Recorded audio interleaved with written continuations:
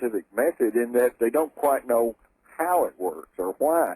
But what I came up with is that since we're all connected to an energy field, if you have a thought, it's on the field. It's out there on the universal web, and if I'm perceptive enough, I could probably pick up on that. Sure, there are no secrets. No secrets at all.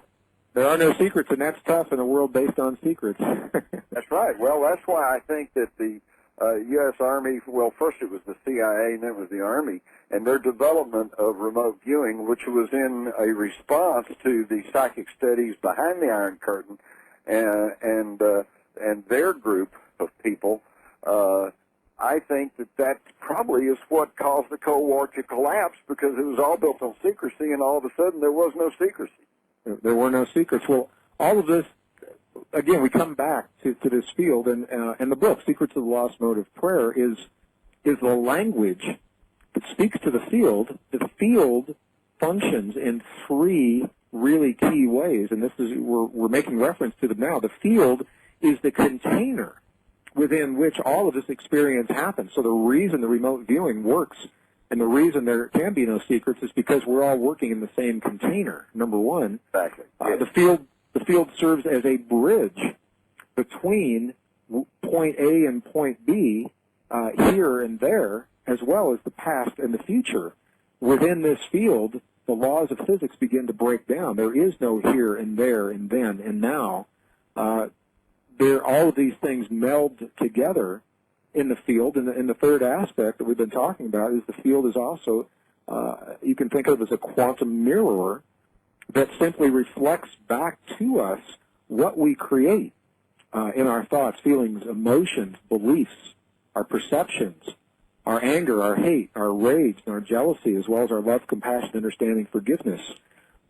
As individuals, as families, and as a nation, all of these things are mirrored back in the field. So it works within the capacity of these three different ways of experiencing.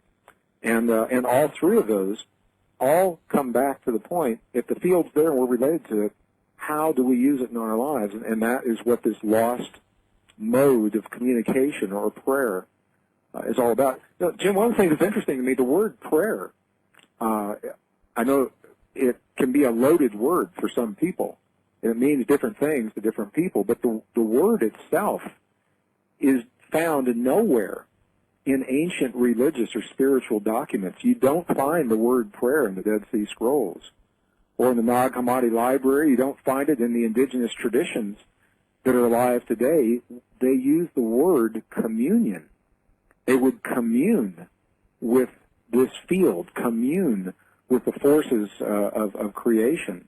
The word prayer is relatively recent and is something that appears to come along with the religion, the advent of a religion.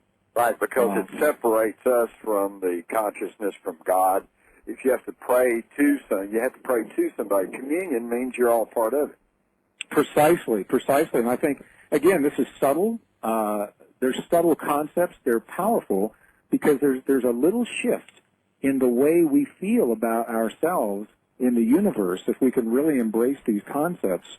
And again, I openly acknowledge that in our Western way of thinking, for many people, it's very foreign to our frame of reference. This isn't the way we were taught to think about things. So that's why people sometimes feel the way they do about these concepts. But ultimately, this mode of prayer transcends. It's beyond any religious tradition or even beyond spirituality. It goes back so far in our history to the essence, before religion and spirituality as we know it today was ever developed. It goes back to a time when we simply knew that we were all part of one another on this world. We're part of the earth. We're part of the world around us. We're part of a greater presence.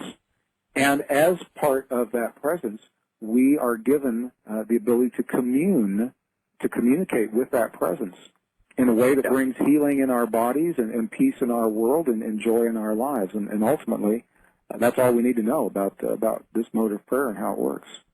Well, Greg, as we wind down this conversation, do you have any practical steps for average person to, how would he apply this mode of lost prayer to current American society in relation to his family and his work and the world around him.